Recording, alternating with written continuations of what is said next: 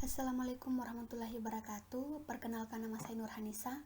Saya dari program studi ilmu administrasi bisnis angkatan 2019 dari kelas A. Di sini saya akan membahas tentang pengembangan sistem informasi manajemen. Yang pertama yang saya akan bahas yaitu pengertian pengembangan sistem.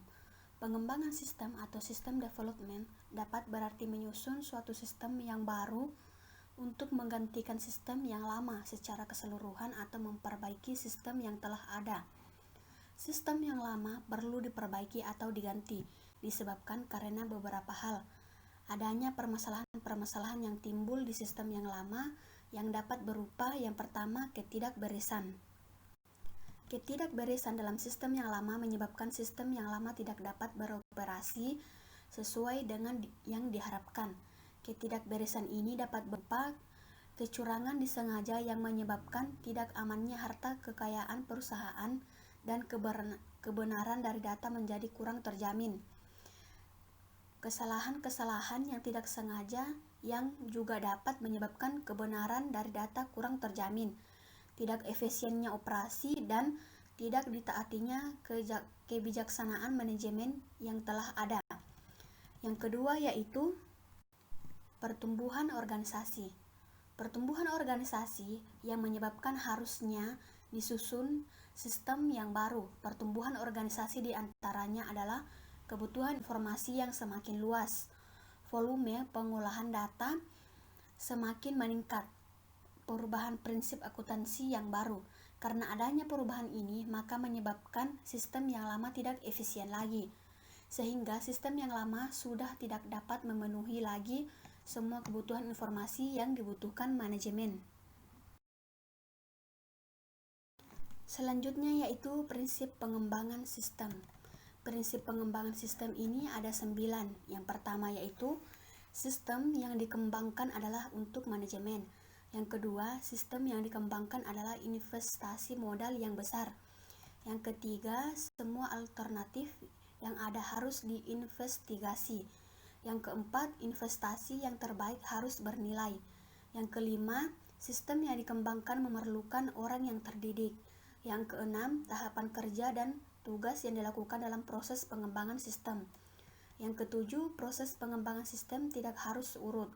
Yang kedelapan, jangan takut membatalkan proyek. Dan yang terakhir yaitu dokumentasi harus ada untuk pedoman dalam pengembangan sistem.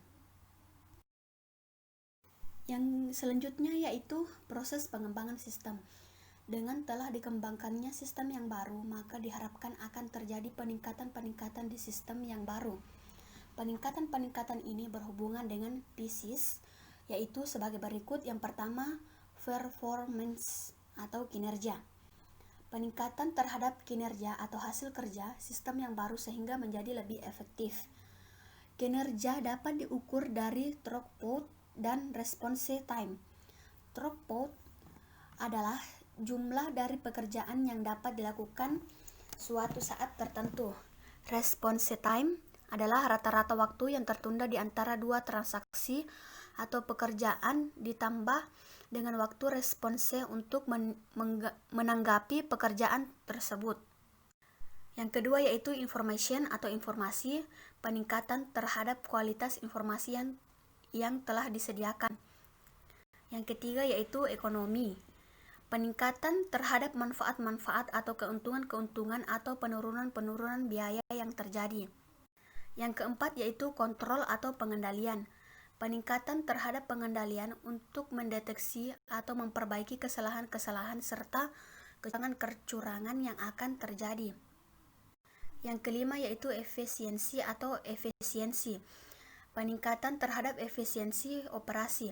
Efisiensi berbeda dengan ekonomis. Bila ekonomis berhubungan dengan jumlah sumber daya yang digunakan, efisiensi berhubungan dengan bagaimana sumber daya tersebut dari outputnya dibagi dengan inputnya. Yang keenam yaitu servis atau pelayanan, peningkatan terhadap pelayanan yang diberikan oleh sistem. Selanjutnya yaitu siklus, metode, dan teknik pengembangan sistem.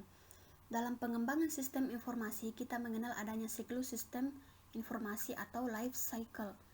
Pada perkembangan selanjutnya, banyak profesional sistem informasi yang menyatakan bahwa siklus sistem informasi ini sudah tidak dapat dipergunakan lagi dan diganti kedudukannya dengan diperkenalkannya teknik-teknik dan metode pengembangan sistem informasi yang baru. Sedangkan sebagian lagi mengatakan bahwa siklus informasi masih tetap ada dan keberadaannya dilengkapi dengan adanya teknik dan metode lainnya. Teknik terstruktur. Teknik terstruktur merupakan pendekatan formal untuk memecahkan masalah-masalah dalam aktivitas bisnis menjadi bagian-bagian kecil yang dapat diatur dan berhubungan untuk kemudian dapat disatukan kembali menjadi satu kesatuan yang dapat dipergunakan untuk memecahkan masalah dalam hubungannya dengan pengembangan sistem informasi dan software aplikasi sistem informasi. System Development Life Cycle atau SDLC adalah salah satu metode pengembangan sistem informasi yang populer pada saat sistem informasi pertama kali berkembang. SDLC adalah tahapan-tahapan pekerjaan yang dilakukan oleh analisis sistem dan programmer dalam membangun sistem informasi. SDLC juga merupakan alat untuk manajemen proyek yang bisa digunakan untuk merencanakan, memutuskan, dan mengontrol proses pengembangan sistem informasi. Secara umum, tujuan pengembangan sistem informasi adalah untuk memberikan kemudahan dalam penyimpanan informasi, mengurangi biaya dan menghemat waktu, meningkatkan pengendalian, mendorong pertumbuhan, dan meningkatkan produktivitas serta profitabilitas organisasi. Selanjutnya yaitu karakteristik metode prototyping. Ada dua langkah yang menjadi karakteristik metode prototyping, yaitu yang pertama, pemilahan fungsi. Mengacu pada pemilahan fungsi yang harus ditampilkan oleh prototyping. Pemilahan harus selalu dilakukan berdasarkan pada tugas-tugas yang relevan yang sesuai dengan contoh kasus yang akan diperagakan. Yang kedua yaitu penyusunan sistem informasi, bertujuan untuk memenuhi permintaan akan tersedianya prototipe, evaluasi, dan penggunaan selanjutnya. Selanjutnya yaitu jenis-jenis prototyping. Jenis-jenis prototyping ini ada 4. Yang pertama yaitu feasibility prototyping, digunakan untuk menguji kelayakan dari teknologi yang akan digunakan untuk sistem informasi yang akan disusun. Yang kedua yaitu requirement prototyping, digunakan untuk mengetahui kebutuhan aktivitas bisnis user. Yang ketiga yaitu desain prototyping, digunakan untuk mendorong perencanaan sistem informasi yang akan digunakan. Dan yang terakhir yaitu implementation prototyping, merupakan lanjutan dari rancangan prototipe, dan prototipe ini langsung disusun sebagai suatu sistem informasi yang akan digunakan. Selanjutnya yaitu keunggulan dan kelemahan metode prototyping. Yang pertama yaitu keunggulan. Di sini keunggulannya ada 3. Yang pertama yaitu end user dapat berpartisipasi aktif. Yang kedua yaitu penentuan kebutuhan lebih mudah diwujudkan. Dan yang ketiga yaitu mempersingkat waktu pengembangan sistem informasi. Selanjutnya yaitu kelemahan. Kelemahan di sini ada 5. Yang pertama yaitu proses analisis dan perencanaan terlalu singkat. Yang kedua, mengesampingkan alternatif pemecahan masalah. Yang ketiga yaitu bisanya kurang fleksibel dalam menghadapi perubahan. Dan yang keempat yaitu prototipe dapat dihasilkan tidak selamanya mudah diubah. Dan yang terakhir yaitu prototipe terlalu cepat selesai. Selanjutnya yaitu penyebab kegagalan pengembangan sistem. Berikut ini beberapa penyebab kegagalan pengembangan sistem, ada 7 diantaranya. Yang pertama, kurangnya penyesuaian pengembangan sistem. Yang kedua, kelalaian menetapkan kebutuhan pemakai dan melibatkan pemakai sistem. Yang ketiga, kurang sempurnanya evaluasi kualitas analisis biaya. Yang keempat, adanya kerusakan dan kesalahan rancangan. Yang kelima, penggunaan teknologi komputer dan perangkat lunak yang tidak direncanakan dan pemasangan teknologi tidak sesuai. Yang keenam, pengembangan sistem yang tidak dapat dipelihara. Dan yang ketujuh yaitu implementasi yang direncanakan dilaksanakan kurang baik. Keterlibatan user dalam pengembangan sistem.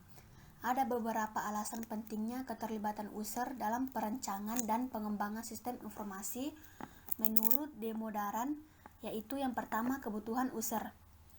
User adalah orang dalam perusahaan. Analisis sistem atau ahli sistem adalah orang di luar perusahaan. Sistem informasi dikembangkan bukan untuk pembuat sistem tapi untuk user agar sistem bisa diterapkan. Sistem tersebut harus bisa menyerap kebutuhan user, dan yang mengetahui kebutuhan user adalah user sendiri, sehingga keterlibatannya dalam pengembangan sistem informasi akan meningkatkan tingkat keberhasilan pengembangan sistem informasi. Yang kedua yaitu pengetahuan akan kondisi lokal. Pemahaman terhadap lingkungan di mana sistem informasi akan diterapkan perlu dimiliki oleh perancang sistem informasi. Dan untuk memperoleh pengetahuan tersebut, perancang sistem meminta bantuan user yang menguasai kondisi lingkungan tempatnya ia bekerja. Yang ketiga yaitu keengganan untuk berubah. Seringkali user merasa bahwa sistem informasi susun tidak dapat dipergunakan dan tidak sesuai dengan kebutuhan. Untuk mengurangi keengganan untuk berubah tersebut dapat dikurangi bila user terlibat dalam proses perencanaan dan pengembangan sistem informasi. Yang keempat yaitu user merasa terancam. Banyak user menyadari bahwa penerapan sistem informasi komputer dalam organisasi mungkin saja mengancam pekerjaannya atau menjadikan kemampuan yang dimilikinya tidak relevan dengan kebutuhan organisasi. Keterlibatan user dalam proses perencanaan sistem informasi merupakan salah satu cara menghindari kondisi yang tidak diharapkan dari dampak penerapan sistem informasi dengan komputer. Dan yang kelima yaitu meningkatkan alam demokrasi. User terlibat secara langsung dalam mengambil keputusan yang berdampak terhadap mereka sendiri. Demikianlah penjelasan saya mengenai pengembangan sistem informasi manajemen. Kurang dan lebihnya mohon dimaafkan. Wabillahi taufiq wal hidayah. Wassalamualaikum warahmatullahi wabarakatuh.